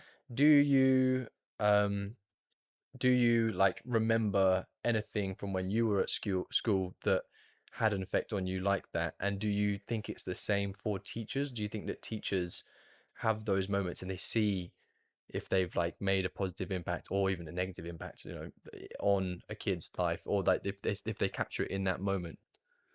Yeah, interesting. I think for sure what you're saying is so important about teachers can make a big difference, because Uh-huh. I really remember some of my teachers that I loved. And Yeah. I had a really lovely teacher in year 6. His name was Mr. Rowe, and I can't remember anything specific that he did, but I just know that he made me feel special and worthy of being in his classroom. And then Nice. equally, I remember being in other classrooms and feeling like, you don't like me, do you? And then Yeah, having to yeah, spend a yeah. whole year with a teacher who you feel like doesn't like you, Uh-huh. and sometimes you're not going to gel with them. But like, what I think is really important is that I don't think that teachers are getting enough training in things like the way we word things. Mm-hmm. It's a bit like I'm really adverse to using the word clever, but that's bounded about in schools all over the place. But clever kind of suggests that you're born with some kind of gift, Right. rather than, oh, you're really clever, well done for Yeah. getting the good genes and, not having to work too hard and producing this. Whereas what, we should be shifting to saying is, I can see you've worked really hard on that, Mm-hmm. and what you've produced is really good because of your effort. And we Mm-hmm. should be focusing more on rewarding effort. Mm-hmm. And those little things can make a huge impact on children. The way we word things to children Mm-hmm. is how they internalize. And it's also what becomes their internal voice as adults. Mm-hmm. If I had been spoken to like, Jasmeen, that's incredible, like, you've worked really hard there, like, I can see the effort that you've put into, I love these bits of words, rather than being like, okay, yeah, that's okay, well done, what's a well done? What Yeah. does that mean? Yeah, yeah, Really, yeah. it's rewarding children for their efforts. And there's no training in that whatsoever. And I think those are the things that make a big impact. But in terms of like being at school, honestly, I can't really remember any pinnacle moment where anybody has said anything to me that's made me feel like, oh, do you know what, I could really do something. In fact, probably the opposite. Really? I've So no always, positive, only sort of negatives. I can't remember anybody saying anything to me positively at school ever. I never ever received like, oh, you know what, you're really good at this, or Yeah. well done. I think I was telling you a story earlier about, I'm really good at sewing. Mm. A lot of us in our family sew, and I taught myself to sew. I'm an only child, so I just would spend a long time in my room teaching myself to sew. Anyway, we were in the textiles classroom, and we had this teacher. There was like 10 of us lined up, and we all had a sewing machine, and we had a piece of paper, and on the piece of paper it had these squiggly lines on it, and there was no thread in the machine, and we all had to sit down and go at the same time, and we had to just take the machine And through you had this to put pattern. the thread in as So there's well. no thread. It was So just the like, needle going in. We are just practicing oh, our okay, like okay, okay. machine Right, work. So we're right, just right. taking it through. And I did it like in half the time as the next fastest person. And I was like, finally, like my moment. I can't remember, there was some sort of prize we were winning. I can't even remember what it was, but I remember finishing and then like just sitting and waiting for everybody else to finish and being like, Feeling I have good. nailed this. Nice. And then when everyone was done, the teacher said, right, Jasmeen, you're disqualified because you went too fast. And the person, this person who came second won. I remember being like, is there nothing that I can Yeah. get right? Like, How old were you at that point? I must have been about 13, Okay. Yeah, 14. yeah, yeah. It's like that's when confidence is at like a most volatile Yeah, sort of stage, I guess, yeah. in life. Yeah. Yeah, I was so mortified and angry. But again, I was not the child that was ever going to show that. I just swallowed that in and, carried on with what I was doing. But it's those little moments where it's like, why wasn't I given that moment to shine? And I, Mm, I still can't get over it. And whether she thought, oh, she's too good, we've got to give it to the next best person because she's not good enough. But that would never happen in English, would it? It'd be like, wow, like yeah, you pro, yeah. like you've smashed it. And also like sports days in school, like that really angers me because so many of our children who are struggling academically are like so good at sport. And then we do sports day and, there's no competition whatsoever. It's like, Yeah. oh, everyone's had a go. I remember like going to my daughter's sports day and they were doing an egg and spoon race, which I love. I love an egg and spoon race. Mhm. But this one child she was so quick. She was so steady. She had her eye on the ball and she definitely should have been the winner. But it was this other kid next to her who kept dropping it and then running with it with the hand over the What? top, who won because Yeah. she did it quick. And I was like, But it was the aim of the egg and spoon race is to balance it though, right? yeah, You're not it's no meant to. balance. He Yeah, just yeah. got a hand over They the just let top her of it have half it. the time. No They way. just let her have it. And I just thought that's so shocking. And then, I just think like there's no real competition. There's no real moment for any of those children to have their moment to shine. I think that's really disappointing. Did you, when you were teaching, did you like try and make sure that kids had those moments? Was there any moments that you like you would like praise someone specifically for something that they'd done? Because you've taught like around the world as well, right? Which I thought was also quite interesting. Yeah. I also wanted to ask you about that in terms of like, is the system broken everywhere? I mean, obviously, we spoke about like Scandinavia and stuff, Mm. like, but is it the same worldwide or? So there's two questions No, there. no, it's not. What was the first First question? one was like you working with kids. Did you like have any moments where you would like Oh try and yeah, bring someone up yeah, or? yeah, for sure. And actually, I felt like I had a bit more of an affiliation with those children who are struggling because Mhm. I felt like I recognised that, Yeah. and so I would always try really hard to big those kids up and make them feel special and loved and like incredible. That's so good. I love what you're doing. And probably not enough. I probably wasn't using the right language. I definitely was using words like clever, and I think having my own children doing more study, I definitely would do that differently in Mhm. how I would bring them up. But I definitely had a soft spot for those children who struggled, and I would always make a beeline for them rather than the ones who were getting things effortlessly. Yeah. And I think as well, interestingly, in schools, what we do is we have children who are struggling, and we have incredible TAs in our school, but Mhm. the teachers are the ones who've gone through that rigorous training process, and we're giving our children with the highest needs to the people with the lowest qualifications in school. And Mhm. I like our TAs do an incredible job, but they are not getting the training that they deserve to Mm. really deliver results for those children. And that's really criminal. But in terms of working worldwide, so I don't think the problem is everywhere. Right. I taught in Malaysia. And they've got a lot of things right in terms of, I, as a class teacher, would be teaching things like English, math, science, geography, history, and then they'd have an expert come in for PE. They'd have an Right. expert come in for languages. Yeah, yeah, yeah. And so I got that time out of class. So Nice. I was able to keep, I think I had like 8 or 9 hours like contactless time without the kids a week. Perfect. So I was on top of my marking, I was on Yeah. top of my admin. I got pretty much all of the work that I needed to get done in the day. Of course, when that report writing comes around, there'd be like moments where you'd be doing it at home. But actually, at about latest 4:30, Mm. all the teachers had left the school. And so I think I got better results. My planning was better. My relationship with the kids was better. My work life balance was better. And Mm. so, yes, there are places in the world that, are getting it. I wouldn't say that maybe they're getting it right, because I think that, the way we're delivering lessons could still be different. They still Mm. weren't doing a play based approach, but that is better. And look, protecting the mental health of teachers, it is actually number one, isn't it, to being able to make sure that we deliver right for Yeah. our children. Yeah, for sure. Um, Because I suppose otherwise, like the teaching quality is going to really suffer if the teacher isn't actually in a good headspace as well. And then for that sure. stress is going to then be passed on to those kids. Yeah. But also, like, it was really humbling when I worked in Malaysia. So Malaysia doesn't really recognize refugees. They just kind of see them as illegal immigrants. And so when I was in Malaysia and I had my first daughter, I didn't go back to work. They only offered 3 months maternity leave. And so I decided not to return, but I kind of got itchy feet after a while. So Mm. I couldn't work part time just because of like the visa rules. And so I worked at a refugee school. So these are Rohingya refugees. They've been persecuted in their own country. A lot of them have been born in Malaysia, but their parents were all out working illegally. Right. And these children were in this kind of like makeshift school that was run by volunteers. And I would go in and I would support and help and do what I could. But what I found really fascinating, those children hung off every single word that I said. They would listen incredibly. They would do, and there was like, they just valued what I was giving them. And, and, I, Yeah. and I feel like we've lost that in this country, where it's this expectation, it's this thing that we do to kids that they don't seem to cherish and recognize as something really important Mm. that they need. And so that was really interesting for me to see it from this angle of these children who are have not got a lot. I think you'd have sometimes like 18 people living in one room.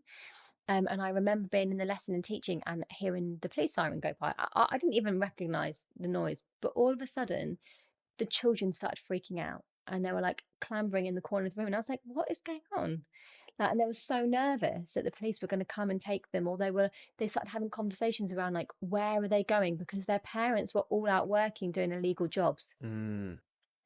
And so they were nervous about whether they were going to get arrested. The parents were going to get, they were living on this real kind of like intense anxiety, but yet they were still able to listen to what I was teaching them, which I Yeah. just found incredible. So in some ways, there's like a mindset shift that needs to Mm. happen, isn't there? About like, this is so important and valuable, but are we valuing the time of the children in the class? And in my honest opinion, I think that we could do a lot of the teaching in half the time if we were better at it. Right. Okay. Yeah. So what would that sort of look like, do you think? In an ideal world, I would have two teachers in a class, or you'd have one teacher with 15 kids. Okay. Yeah.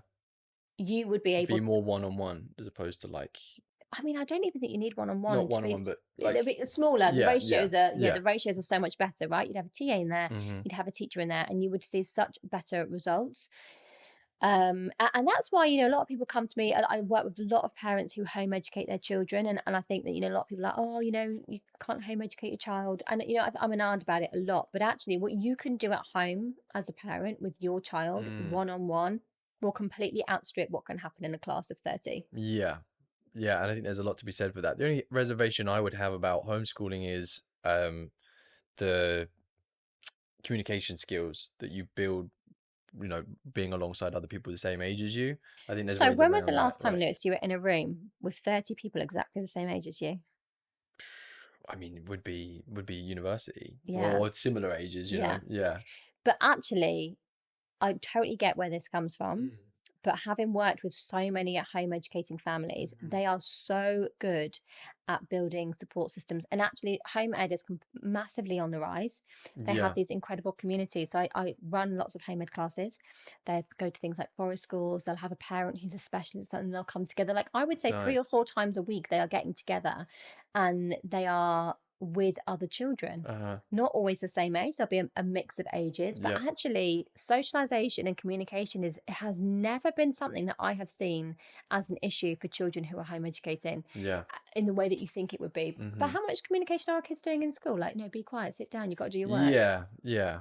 I don't know. I when I think about school, like my fondest memories are like being with my friends and Yeah, like the for time that sure. we would have, and like I do, yeah. I really think about like how the system failed me or whatever like that, but I suppose obviously yeah, what you've said there is a perfect solution to It that. is, yeah. Yeah. And I'm sure there are people that home educate who don't do that. But actually, all the parents that I've worked with are very good at creating environments for their children to Mhm. socialize Mhm. in probably a more authentic way than they do at school. But Yeah. you're right. I mean, some of my fondest memories at school are hanging out with my mates. Yeah. And my 2 girls, they both go to school. They really enjoy school. And when it's the holidays, they'll be like, oh, when are we going back to school? Because they're missing their friends and that vibe. And so, I think there is a lot to be said for the school system, Mhm. but there's a lot that can be improved. And actually, I know that we're sat here bashing it, but actually, I taught in Kenya as well for a Okay. while. So I taught in a very deprived school in Kenya. In fact, the children who are at the school, most of their parents would collect rubbish from a landfill to try and turn it into like plastic bags and sell them. Like, this is Wow. utter deprivation. Yeah. In fact, when I was there, I think it was the first day that I was teaching, and half the kids were going to lunch, and I was talking to the head teacher and I thought, oh, so do you like do it in sittings? Do like half the kids go and then these kids are going to go? And he's like, no, these children, their parents haven't paid the like 2p or whatever it was to have lunch. They're not having lunch. And I was just like, what? Like, how can that be possible? Mm. And we had no paper, so I was teaching a maths lesson, and the kids had sticks, and they would just be drawing their maths equations. I must have some photos of this somewhere, actually, Yeah. like in the ground. And so, we bashed this education system, but actually, like, there is so much that is good. For sure, for sure. And I think that, yeah, not just the education system, but like this country in general, Yes. people bash England and UK, but I feel very blessed to have been born into this body in this country, like we have got a lot of good things going for us. So yeah, but think everything could always be better in Things any can always case. be better, Yeah, and we can't exactly. just go, oh, well, you know what, we're better than that country over there, Uh-huh. so like we should be fine, and it's okay. Yeah. You're right, we always want to strive for better. Interestingly, my granddad came over to this country in the 60s, from Punjab in India, and he was a really intelligent man. He could read and write English, which is quite unusual for that period of time, having been born in a village, in a Mhm. farm. Mhm. He Wow. came over and brought his wife over, and they had one son at the time, and then they had 3 daughters here. And he grew a lot of resentment, so he tried to get a job. He applied to the police. We've actually got a letter at home, which is written back to my granddad, saying we don't take non-British nationals into the police. No way. Essentially, it was kind of a very English, polite way of saying you're brown. It's not What happening. year would this have been? Oh yeah, like mid-60s. Okay. I'll find it and I'll dig it out That's somewhere. But yeah. so then he became a bus driver, and he became very resentful of being a bus driver because he had an incredible mind and was not able to apply Yeah, it. And yeah. he wrote to cinemas to say, like, could you on one day a month show like Indian films for the people of our like, and no, no, no, no, no. And so he got caught up in things that he shouldn't have got caught up in. And he was murdered when his youngest daughter was 6 months old. So, like, because he wasn't given the opportunity, he escalated into a life of, we don't really know for sure what he was into, but he was murdered. And there's these 2 weird death certificates of 2 different dates. And I feel like, what a massive shame, because he was someone who had a lot to contribute. He was, he'd emigrated his whole family to this country for Mhm. better, and then was Mhm. kind of just shut down and shut down and shut down. And those are the consequences, that my grandma was left speaking no English. She had 4 children of her own, and she also had her husband's nephew Mhm. living with them. And so that's what happens when you aren't giving people the right opportunities. And that's happening in this country now. Like, why is it that 50% of the people in prisons are can't read? There's this real Mm, direct correlation between mm. all of these things that I'm talking about. Yeah, whereas it's easy for someone who is educated, who can read, to kind of say, oh, they've done wrong, as opposed to actually they've maybe not just had the opportunities to Yeah. prevent that But if you going yeah, wrong in if the you first can't if place. you can't read and you can't write, then what is open to you? Yeah. In fact, I had a mum come to me saying, "I can't pay you to teach my child. I can't read and write. I had a job, but I couldn't do it anymore because she was cleaning hotel rooms, and when they were running out of money, and they said, "Oh, you have to now work on the front desk and clean rooms." And she said, "Well, I had to quit because I tried really hard, but I couldn't read what I had to read to be able to do that job." So she lost that job. She's unable to get another job. She's like, "I go to a restaurant and I just know what the word chicken looks like, so I'll just point to whatever that is and order it." And then her daughter's struggling, and then I was like, "Listen, I'm not going to charge you. You just need to sort this out, because Yeah. otherwise that generational trauma continues and continues and continues." But Uh-huh. her life has been completely blighted by the fact that she can't read and write. Yeah. And we don't realize how many people are out there that can't read and write because they haven't got a label on them. Mm-hmm. I think a lot of people will be shocked to know how many adults are walking around unable without those skills. Yeah. Well, again, what's the solution for the adults? Like, for in her case, you're saying, is she then gonna learn at this late stage, So or I forced her. okay, right? I Like, mean, you obviously, need you're the to go person to and come learn. to, like, for that. There is actually a really good charity. I can't remember what it is. I think it's Read Easy, maybe is what Mm-hmm. it's called, who teach adults to read. But actually, I think that the same sort of ethos needs to be applied. Where I'm really heavily focused on play-based learning. Mm-hmm. I know that because I don't learn in an auditory way. You can't hold up flashcards to me and I'm going to remember the sounds. I need to experience that bit of learning. Yeah. And so for these adults that we're trying to teach to read, a lot of the time it is that kind of more formal sit down. Mm. We need to find a way to be able to teach adults to read who have got dyslexia or who are in prison, in a way that's going to stick for them. Because Mm-hmm. we have to remember they're very far removed from that place where those synapses are firing up. So it's much Yeah. harder to teach when people are adults. But we need to like tackle that problem as well. But Mm-hmm. really we need to go right back to the root, plug the gaps at the very early start, and Mm. so we have less and less of these problems. But I would love to be able to create a program that goes into prisons and supports people who are in prison to read and write, so when they come out they're not in the same cycle, because Yeah. they've got some For skills at sure. least, For sure. and Yeah. self-esteem. That's a really interesting idea.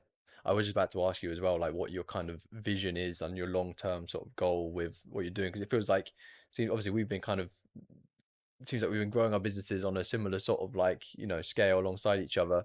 And um, like, what you're doing, like, where do you plan to take it? Because it seems like the sky's the limit, really. Yeah. So if you're getting the message out there, then, like, you could potentially reach like anyone who wants to learn English. Yeah, yeah, good question. So I think mainly I have felt like it's an impossible task to change the education system, and Mm-hmm. so that's why I've gone after the parents to say, guys, you have got a child in your hand that's in this critical window.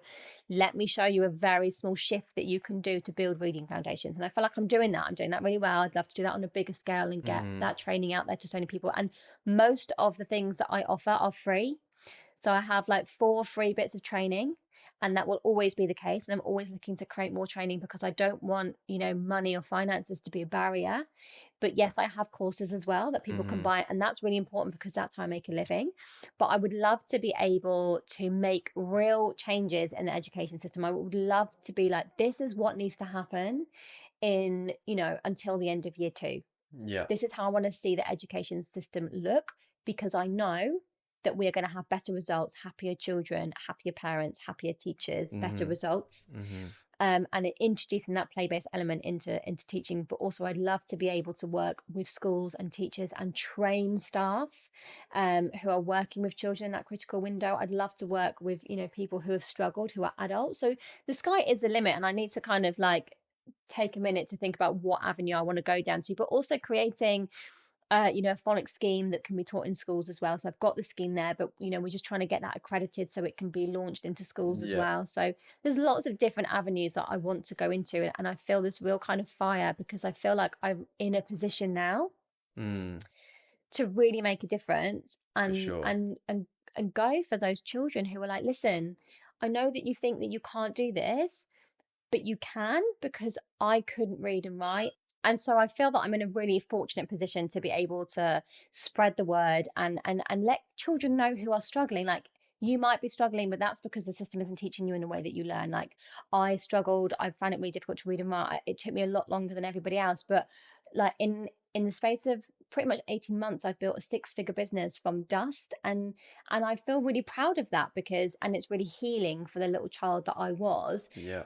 If she could look at me now, I feel like it would probably blow her mind that actually all that I've been able to achieve. And so I want to be able to ignite that fire in other people, to say, you've got this, difficulty, or this is difficult for you, but let me show you another way of learning, and let me show you what's possible for you. And so that's really the message that I want to get out there, and how I move forward with that will probably be in lots of different directions. But I absolutely feel so grateful and thoroughly enjoy what I do. Yeah. And you've done it all with dyslexia as I've done well, it all which with is dyslexia. I amazing. know. Your products aren't like marketed to people with dyslexia or for like kids who have dyslexia. Is it like your methods work for all different learning styles? I didn't market as dyslexia because I never thought that I was going to talk about dyslexia. Okay. It felt like such a big shame, like Mm-hmm. like a shame that I felt about it. It's like the less I want to draw about it, the better. Mm-hmm. But the course has been built in a way that teaches any child to read, but actually specifically children who are struggling to read, whether that be dyslexia or something else, Yeah, because it is yeah. very heavily based on learning through play and learning through doing and play, rather than just with your eyes and doing Mm-hmm. something. It's a multi-sensory experience. And when I created this course, I created it for the little girl that I was. Yeah. I created it looking at, how do I learn best, and how can I make sure that that is delivered into what I'm delivering. And so my ethos, I have three pillars. The one is that you have to engage your child, and so we do that through play.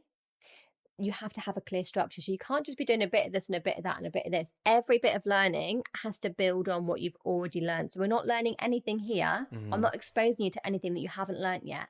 Then you've learned these two things, and then we move on to the third thing. It's very sequential. And the last thing is drip drip. And so parents often think, well, even our school system is like this. Sit down, we need a whole hour to do this lesson. Like, no, you can teach your child to read in 5 minutes a day. And that's Yeah. exactly what I did with my two daughters. In fact, my second daughter was born, it was COVID. We were trying to house hunt. I was also trying to move back to the country that we were living in, Malaysia. We were like, do we Mm-hmm. buy a house? Do we move back? I was living out of boxes. I had a newborn baby. I had a 2-year-old. Like, Wow. life was chaos. And I'd still found 5 minutes to do this. Yeah. And so that's what I want to get across to parents. I've got parents who are teaching their 2-year-olds to read, and I get videos, and they're dropping one off at football, and then mum's just given the 2-year-old in the car a little sentence to read. Or they're walking down the road and they're saying, oh look, I just saw a a tree. Yeah, super. Wow. Oh look, there's a car. Can you spot a red? Yeah, car, a red car. Yeah, great. That is the foundation of reading, and you don't need to sit down. Right, we're going to sit down. Yeah. We're going to do this lesson now. You're going to stop misbehaving. Once you've done this bit of learning, I'll give you some ice cream. It's not like that. You build it into the everyday, so they're getting this fed into them, and that's what our preschool should be looking like. What our nursery should be looking like. It's not this big thing that we have to do. It's embedding it into the everyday. And Yeah. honestly, 5 minutes, and particularly when you're struggling with it and you've got a child who is resistant, so maybe your child is older, maybe they're outside of that 2 to 3 window, maybe they're 7, they're 8, and they've got this resistance to reading. Well, what do you do when I'm telling you that you've missed your window?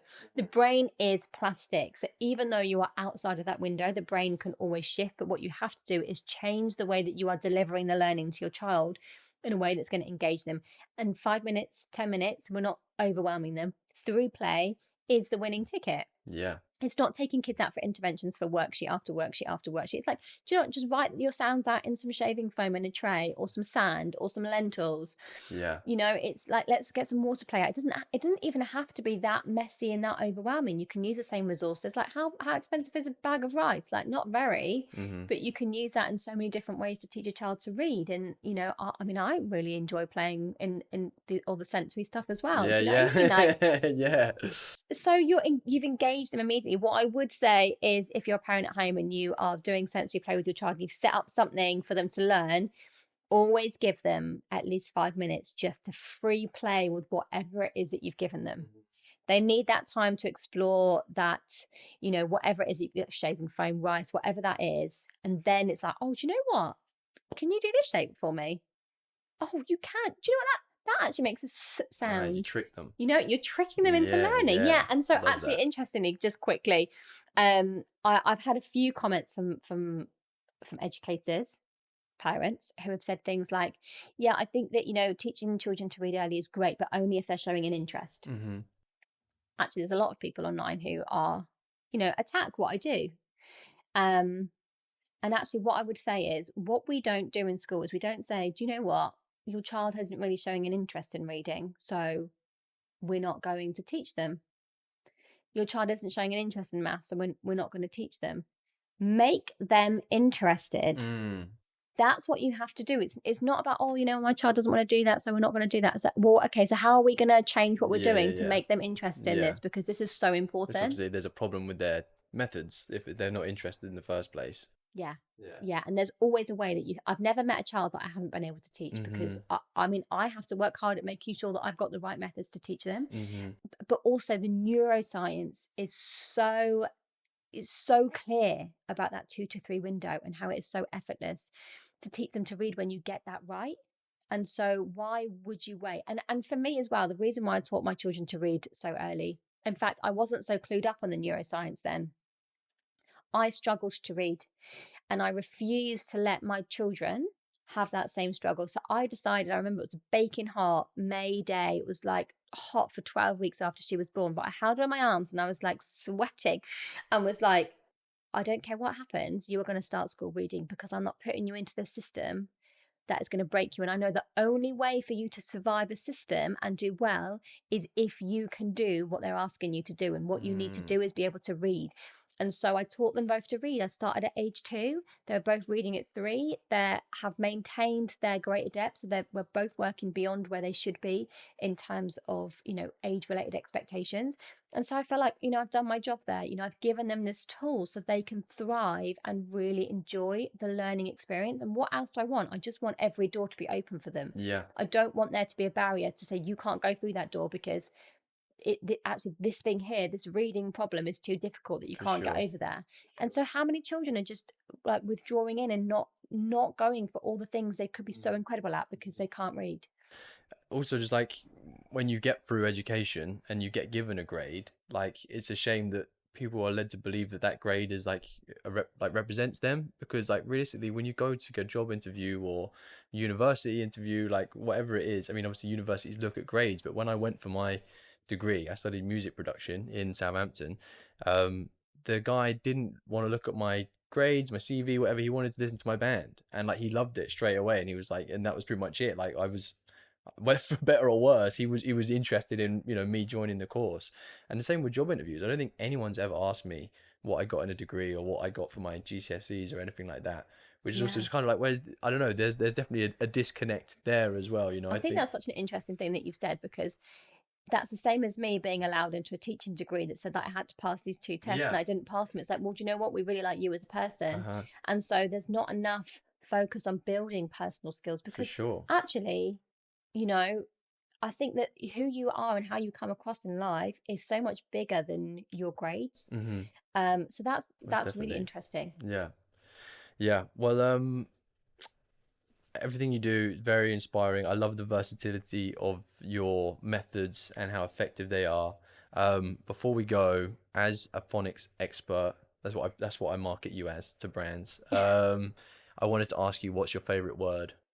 Oh my gosh, Is supercalifragilisticexpialidocious. that a word? No, no, it's not. Um, oh, my favorite word. This is such a good, interesting question. Or favorite word to teach? Do you? I mean, if it's beyond sat or pin, like. So it's really interesting teaching longer syllable words. But actually, do you know what I really love? I love when children create their own words. So things like they'll think of something in a story and they'll be like fabulosus or something, or Uh-huh. or they become creative in their own use of language. Like how many words get written or get put into the English dictionary because somebody has made them up at some Yeah. point. Even the word podcast, actually, Yeah. it's come from. Is it? Oh, it came from like I something. like the iPhone or i something, and then it also came from like broadcast. Oh, iPod. So it was iPod. iPod, It would have been because that was when that's it sort of it. started, wasn't it? Yeah. Because you remember the iPods, Yeah, I gosh, back in do. the day. Yeah, So it yeah. I came used to from love the iPod. iPod and broadcast. Wow. And the two things are put together. And so things like that I find really interesting. I'll tell you what, one of my favorite things that I really love, it's not a specific word, but it's a rule. Okay. So the English language is really fascinating, and it comes from lots of different places. But when you have like a W and an R together, like in the word wrist, you have the sound like an R, but it's got a W in the front, right? Wrist. Yeah, you don't. You don't Just, know wrist, yeah, do yeah. Just you you? don't say it any differently. So a wrist, I can't. Uh-huh. I'm not ready to get the words out now. Can twist, right? Wrist and twist. A wrench, you can twist a wrench. Yeah. You wring out clothes. What are you doing? You're twisting it. Is that got a W on front of it? Yeah. Really? Yeah. I didn't know that. Yeah. And what else? What did I say? What word did I just He's say? on wrist, wrench, and ring. Ring, yeah, and then wrinkles, twist around your face. Wow. Or wren. I get the word wren a lot because wren, when they fly in a twisty motion. Wait. Or I get the word wrong, but wrong comes from twisting the truth is the original. So we have this spelling pattern because it's all things to do with twisting. That's actually where it comes from. Yeah. Really? Yeah. And so I find stuff like that so fascinating. Who decides that though? Who decides that? I don't know, but it's just like a thing. And so I find that really interesting because actually if we taught that to children, it's like, oh yeah, I know this is a W and an R because I know this pattern. And so stuff like that I find really interesting. And like I was never taught that. That's things that I've discovered like post being in the classroom. And I've gone a deep dive. Yeah. I'm like, oh my God, this is incredible.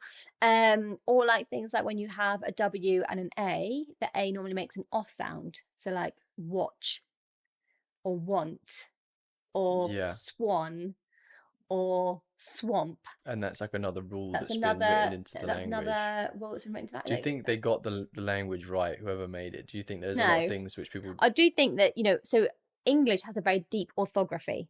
So that means that like you'll have a letter, and so like letter A, for example, can make so many different sounds depending on its position in the word or the type of word that it's in. Whereas a language like German, for example, has a very shallow orthography. So you have a letter and it normally just makes that one sound. Job done. Right. So in English, it is more complicated because we've got these letters that can make, like the letter Y, for example, it actually doesn't really make the sound Y very often at the front of a word like yellow or yacht. Yeah. But actually, at the end of a one syllable word, it's making shy. It's making the I sound. Yeah. But at the end of a two syllable word like baby or happy, it's making the E sound. And so teaching children this helps them to realise, we always go, oh, this makes the sound. But actually, we should be saying, its most common sound is this. And when we get to it, we'll go, oh, did you also know it makes this sound, and this sound, depending on where it is in a word. And so that's the kind of stuff that I find really exciting. And that's the sort of stuff that makes sense to me in my brain. Yeah. Like memorising lots of words doesn't work. But if you tell me a rule that I can apply to lots of different spellings, I'm like, okay, the law behind it. Yes, I understand this. That's so interesting. Again, every day's a school day. Every day's a school day. Yeah, I never would even consider that. I mean, when you start to break it down, it's like, what does it all mean? Like language, letters, like who thought of this stuff, Like who decides what word is what? And I know. It's really interesting. Yeah, it is interesting. Just in case you're wondering, my favorite word is retrospective. Retrospective. Yeah. Why do you love that word so much? I don't know. I think it looks nice. It sounds nice. Retrospective. Retro is quite a cool word, isn't it? Retro is a cool word. In general. But retrospective, it's like, oh, I'll handle that retrospectively, I'll get that planning application done retrospectively. Yeah, exactly. There's a I'll lot just I need build to that do. double story extension. Literally. But retrospectively, I'll come to you for the... Yeah. It's like hindsight, also another good word. Yeah. Hindsight is another good word. Yeah. Yeah, interesting. I think that the English language is so exciting and interesting. And I just hope to be able to excite more people about it and help parents realise that actually you can do so much at home that it's going to have a massive impact on your child over the long term, over their entire life. You're going to completely transform. In fact, children who have got really strong language skills at a very early age earn a lot more over a lifetime. So you're setting them up for success, and I don't know why you wouldn't do it. No. I think that one thing I want to quickly say is that what we shouldn't be doing is when we talk about teaching 2-year-olds to read, some people immediately think that I've got them at a table with a desk and a 59 million worksheets.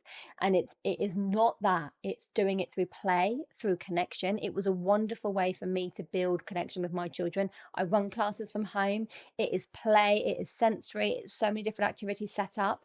And so don't think about it as this big thing where you have to sit down and do all these worksheets. It is play, it is connection. And honestly, I teach so many ways that you can do this at home with stuff that you've got. You haven't got to go and buy loads of resources. Get a packet of rice and some post-it notes and a pen and a pair of scissors. There's like 25 activities that you can do with just those simple resources. So don't overthink it. You can do this really cheaply, and it's going to have a massive long-term impact. And I hope that we can make a massive shift in our education system, so it's not just parents doing it at home, that we can impact all children. For sure. Yeah. Well, I'm a believer, and I will obviously support you as best as I can Thanks so with much, School of Lewis. Influence to help you achieve those goals and dreams. And you're already doing it. You're already there. I'm just looking forward to seeing where it goes. Yeah, So me too. thank you very much for speaking with me today. Thank you so much, Lewis. It's been a pleasure. Nice one. And next time we'll do conspiracy Yeah, theories. we will. Pyramids. Yeah, for sure. That's a Nice. Thanks fascinating for one. watching, guys.